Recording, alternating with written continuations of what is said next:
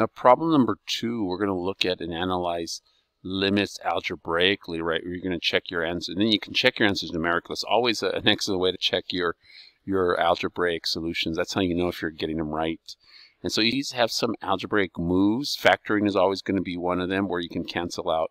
And the issue arises, right, because when you plug in these values are, the functions are undetermined at those points, right? You divide by 0 errors, things like that.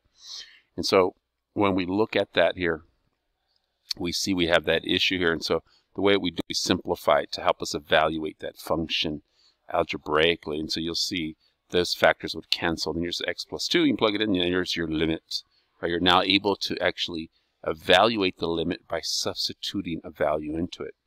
And on part B, another one, right, you have this, you're going to be able to factor. And again, a trick is that they are always going to factor. That's what we're going to do. They should always factor in some way.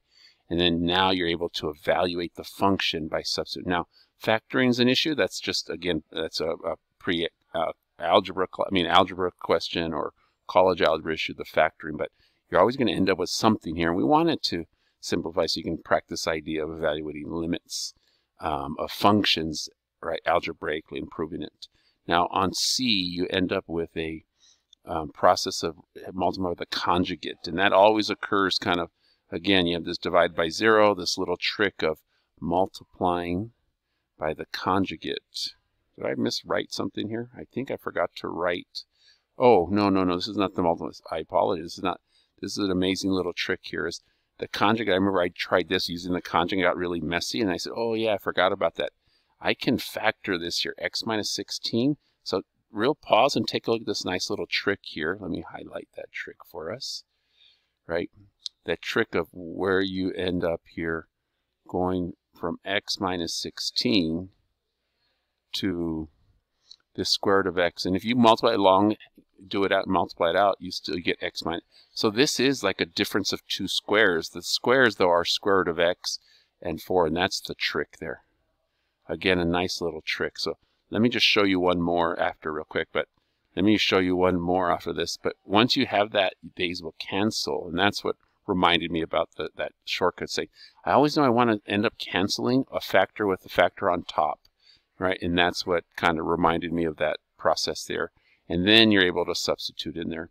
But looking at that, so for example, you may have, again, encountered this. Again, there's not many reasons to do it, but it's a nice little trick to know. So for example, if I say x minus 9, something like that, right? That would be equal to, if I was going to factor that into 2 pieces, right, that would be equal to the square root of x, and my computer's real slow, x, it's a difference of 2 squares, minus 3, and then you have, thank you for your patience because my computer is slow, plus 3. Wasn't slow earlier, but it is now. And so that would be that. So keep that in mind. That's a nice little trick. That's like an advanced move there. And then this one here, again, this becomes simplifying your complex fractions and being able to add fractions together quickly. 1 over x minus 1 over 3 is the same as 3 minus x over 3x. And then a nice other trick again is when you have this situation when these values look almost the same, but they're not the same, what you do is you factor out a negative 1. So those expressions, they're almost identical except they're reversed because they're opposites, and the opposite is a negative 1. So what you do is you factor out the negative 1 out of this, and it becomes, right, x minus 3. And then you're able